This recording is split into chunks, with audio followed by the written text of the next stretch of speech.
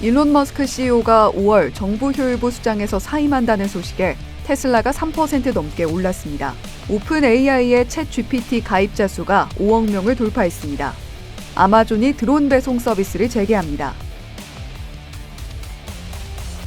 출근길 뉴스프레소입니다. 2분기의 시작이자 4월의 첫 거래일, 뉴욕 증시는 1분기의 거친 변동 장세를 이어받으며 혼조 마감했습니다. S&P 500 지수와 나스닥 지수 각각 0.4%, 0.9% 올랐습니다.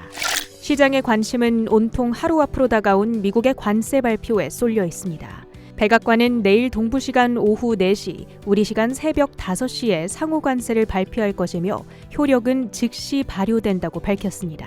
워싱턴 포스트는 트럼프 경제팀이 미국으로 수입되는 대부분의 상품에 20% 관세를 부과하는 방안을 옵션 중 하나로 검토하고 있다 보도했는데요.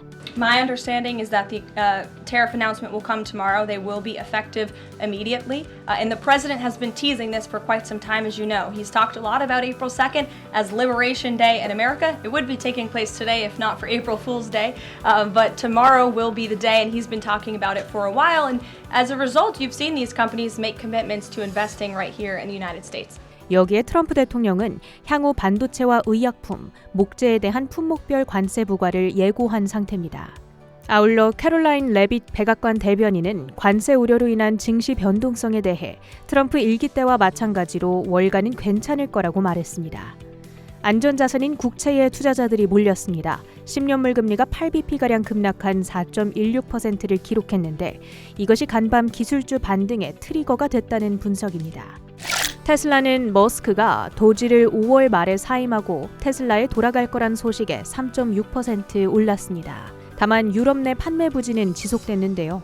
판매량이 전년 대비 40에서 60% 급감한 겁니다. 1에서 2월 43% 감소한 데 이어 3월에도 큰 폭으로 줄어든 겁니다. 시장은 이제 내일로 예정된 1분기 인도량 수치를 기다리고 있습니다. 반도체 특징주입니다. 엔비디아는 반도체 관세 부과 이슈 등을 소화하며 장중 하락하기도 했지만 결국 금리 하락을 빌미로 1.6% 반등했습니다. 하워드 러트닉 상무장관이 칩스법 지원 중단을 언급하자 인텔이 2.9% 급락한 가운데 TSMC는 월 3만 개의 웨이퍼 생산 목표를 발표한 뒤 1.6% 올랐습니다. 힘스앤허스가 일라이릴리의 젯바운드를 자사의 플랫폼에서 판매하겠다는 계획을 밝혔습니다. 저가 복제 비만약을 판매해오던 힘스는 앞서 해당 약품의 판매를 중단하라는 FDA의 지시가 전해진 후 주가가 급락한 바 있는데요. 오늘 젯바운드 판매 소식에 5%대 반등했습니다. 반면 노보노디스크와 머크는 관세 위협에 처해 있다는 번스타인의 분석에 2%대 급락했고 트럼프의 의약품 관세가 약물 공급망을 파괴할 거란 분석에 일라이릴리의 주가도 2.5% 밀렸습니다. 또한 전일 FDA 백신 담당자의 사임 소식 영향이 이틀째 지속되며 화이자와 모더나, 노바백스 등 백신 제조사들의 주가가 내렸습니다. 마이크로소프트는 챗 GPT 유료 가입자 수가 5억 명을 돌파하는 등 3개월 만에 30% 이상 급증하며 수익이 3배 증가했다는 소식에 투자 이력이 부각되며 1.8% 올랐습니다. 로블록스는 구글과 광고 파트너십을 체결했다고 발표한 뒤 4.6% 뛰었습니다. 아이온큐는 양자 컴퓨터 클라우드 아이온큐 포트 엔터프라이즈를 전 세계 고객에게 공식 출시했다는 발표 후 5.1% 올랐습니다. 주요 헤드라인도 살펴보시죠. 미 공급관리자협회 ISM의 3월 제조업 PMI가 49를 기록했습니다. 시장 예상치 49.5, 전월 50.3을 모두 하회했고요. 무엇보다 신규 주문과 고용 둔화세가 2달째 지속되고 있고 신규 주문에 대한 긍정 응답률이 전월보다 줄었죠. 고용보다는 감축에 무게를 두고 있다는 응답이 더 높은 점을 고려할 때 경기에 대한 제조업 시장 참여자의 전망에도 짙은 그림자가 드리워져 있는 겁니다. 2월 미국의 구인이직 보고서 졸츠도 발표됐는데요. 계절 조정 기준 구인 건수가 1월보다 20만 건 줄어든 757만 건으로 집계됐습니다. 미국 경제 성장률을 실시간으로 추정하는 애틀랜타 연은 GDP 나우는 어떨까요? 이번 1분기 성장률 전망치를 또 낮췄습니다. 지난달 28일 내놨던 마이너스 2.8%에서 1% 가까이 내려잡은 마이너스 3.7%로 수정한 겁니다. 물가는 오르고 경기는 침체되는 스태그플레이션 우려감이 커지는 상황. 다만 이와 함께 연준의 금리 인하 기대도 높아지고 있습니다. CME 패드와치는 연준이 6월과 9월, 12월 세 차례 인하 베팅을 반영하고 있는데 2년 반 만에 마주한 최악의 1분기, 최악을 딛고 차차 나아질 2분기를 만들어갈 수 있을까요? 월가에선 2분기에 들어서며 여러 전망을 내놓고 있습니다. 웰스파고는 관세 여파가 한여름까지 이어질 것이라며 투자자들이 상호 관세의 영향과 복잡성을 과소평가하고 있다고 경고했습니다. 월가의 대표적인 강세론자로 분류되는 에드 야데니도 올해 S&P 500 전망치를 6,000포인트로 내려잡았죠. 반면 트럼프 풋이 나올 수 있다는 기대감도 있습니다.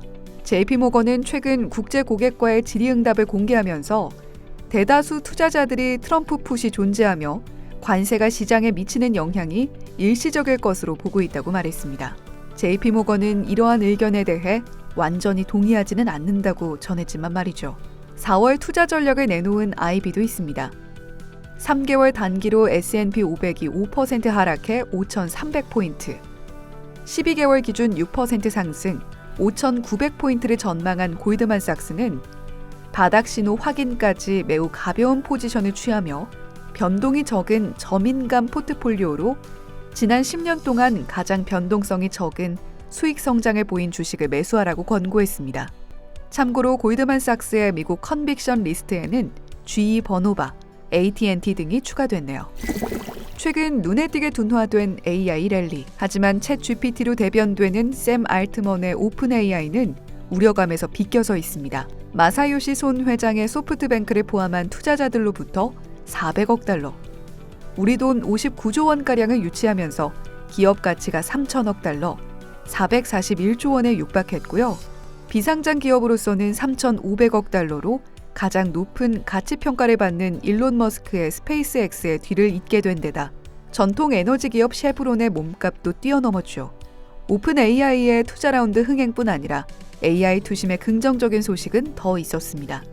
레이몬드 제임스는 엔비디아 AI 칩 수요가 여전히 강력하다고 말했고요. 오펜하이머 역시 GB300에 대한 수요 등이 견고하게 나타나고 있다고 전했습니다.